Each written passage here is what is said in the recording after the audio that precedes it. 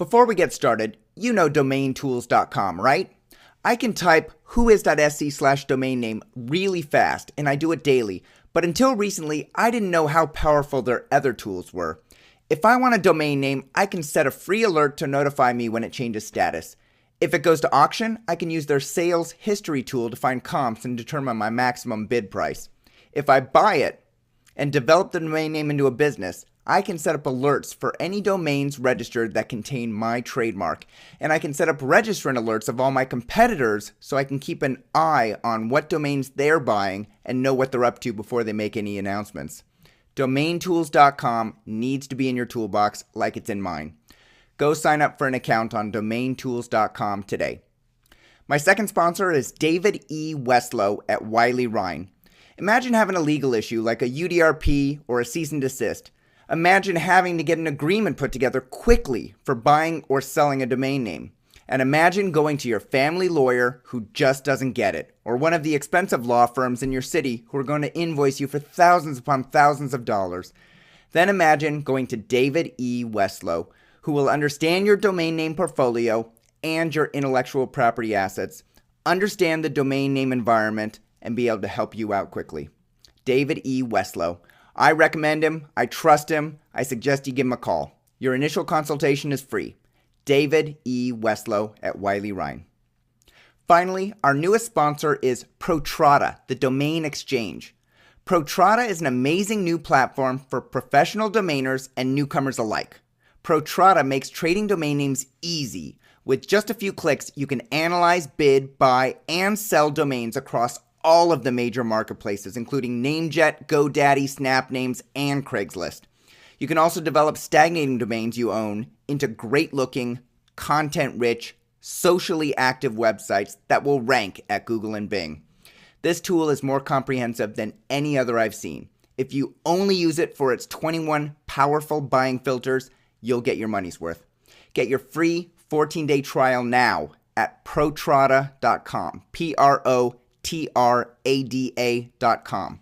Here's your program.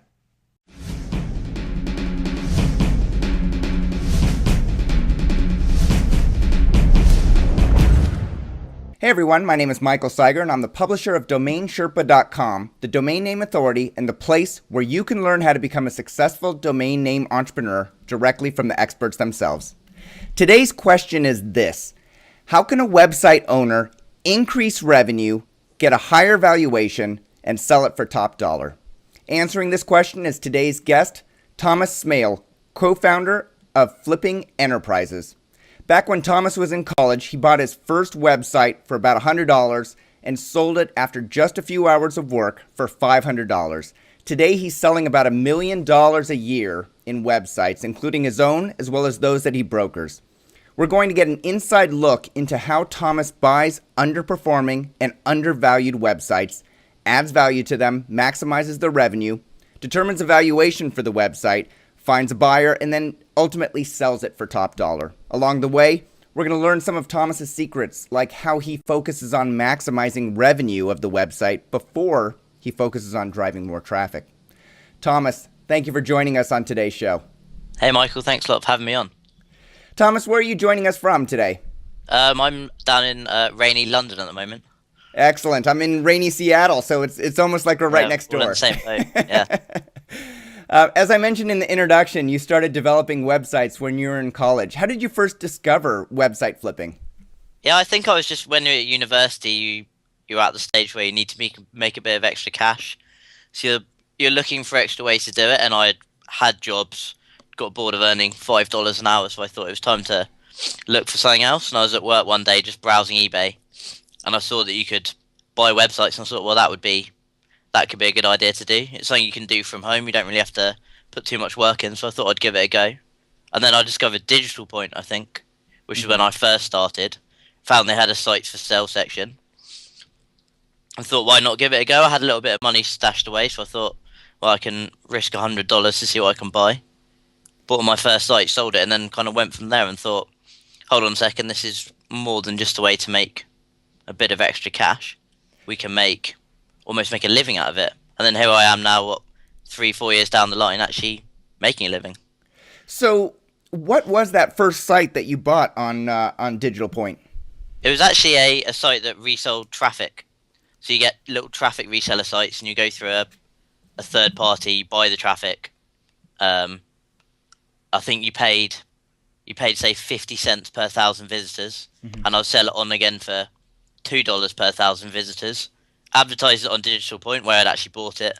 Sold a few packages of traffic, so got the revenue up, and then I sold it quite quickly. It was back in SitePoint back then, which is now SitePoint Marketplace, which is now Flipper. Yeah. Gotcha. And so, really, you bought it. What did you do to add value to it before you sold a few packages? Well, there's the at the end of the day, if you're an investor, what they're mainly looking for is revenue. Uh-huh. So, from my perspective, is how can I make my money back as quick as possible, i.e., my $100, and then exit the business as quick as possible as well. So, I wanted to drive revenue, make as much money as possible, and then get rid of it. So that's what I did. Bit of advertising, keep a nice clean system in place, and then offload it as quick as possible. Great. All right. So we're going to dig into more about how you did that.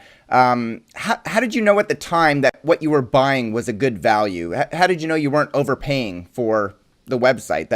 Yeah. So that's always a tricky one. I mean, there's so many sites out there, so many different price levels. You never really know what's a good deal. I mean, I saw it as a site that at the time when I bought it, it didn't have any revenue. But I had seen that elsewhere there was a clear market for traffic. Hmm. So if I can buy a site and I know immediately that I can increase value by finding a new market where it hasn't been exploited. So whether that be pay per click, sorry, SEO, other forums or something like that. And Digital Point was a very easy way at the time to promote the service, get some very targeted traffic, not cost anything, which is important when you're first starting out. You don't really want to be taking on loads of costs. So to me, that was a good deal to buy the site at that price. I mean, Hmm. at the end of the day, $100 is not really anything in the developed website world.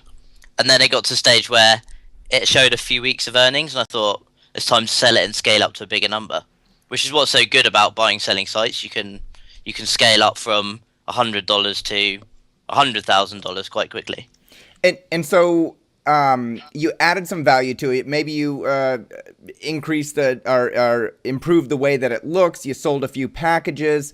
You listed it back up on what today is flippa.com, and you sold it. And then you took your how many hours do you think that took you to work on I'd your say first probably website? 10 hours. 10 hours 10 maximum. hours. All Yeah. right. So A within couple of 10 hours hours, to buy it. Yeah. a full day and maybe another half day of devoted time to it, you were able to take it. Of course, it took a while to get a few packages sold, and then you took it and you resold it.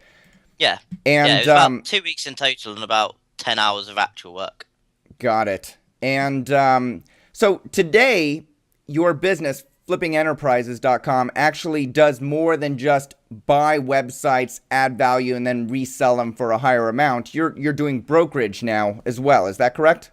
Yeah, so we started out. I mean, back 3 years ago, I was just at college on my own, and then about just over a year ago, I partnered up with my business partner Brian, and we were both in the same industry. We were both flipping sites for ourselves at the time, and we thought, why not work together? So started off with our own sites that we were buying and selling, and then after a while, people started approaching us saying, "Look, you guys know what you're doing. Can you sell my site?"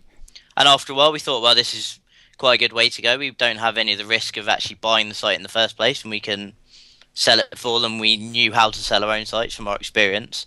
We also found it was a good way to get experience and meet new people dealing with deals that we wouldn't necessarily be able to afford ourselves, Mm-hmm.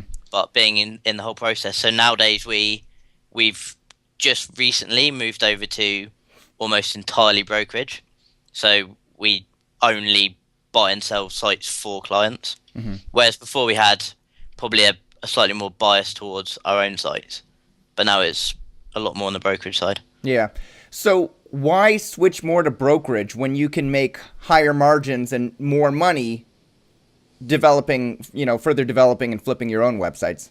Yeah, I think it was a tricky decision for us, but I think we got to the stage where at the end of the market we operate in, which is relatively low level in the brokerage world. So generally speaking, we'll do anything from $10,000 up to $1 million, where there aren't really many competitors for us.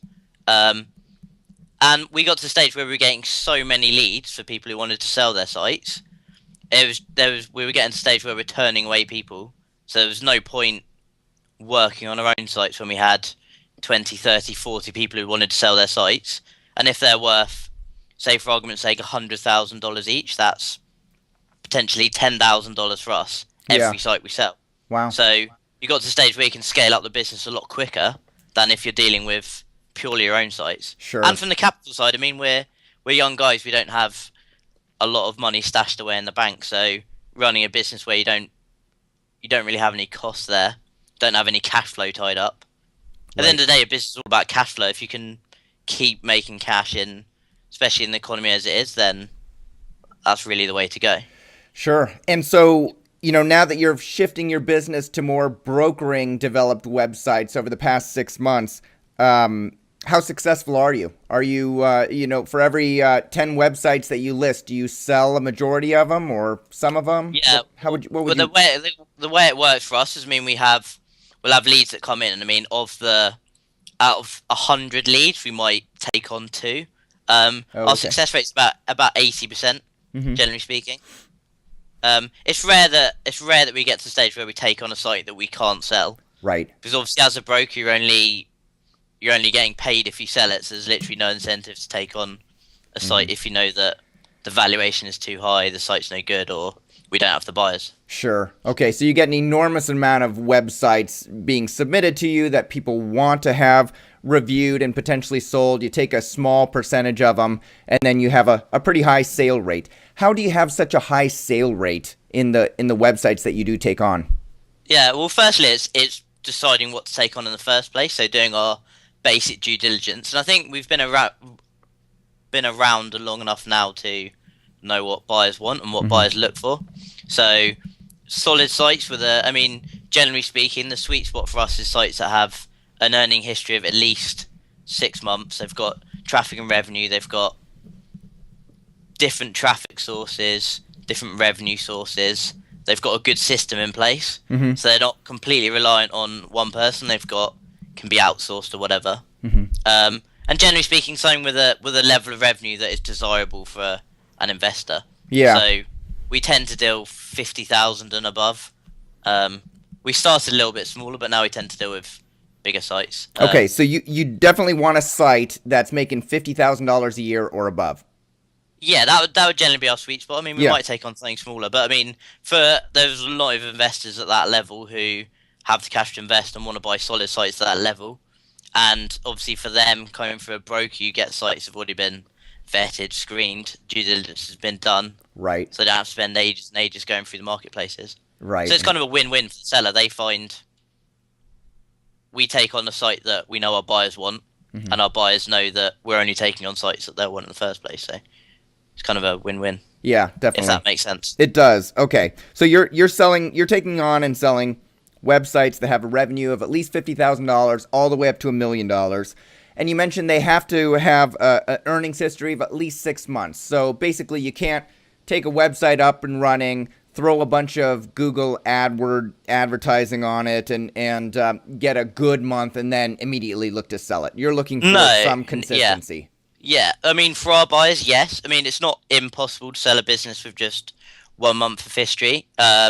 We might go as low as 3 in some cases, but generally speaking, buyers, especially investors spending 50,000 or above, they want to buy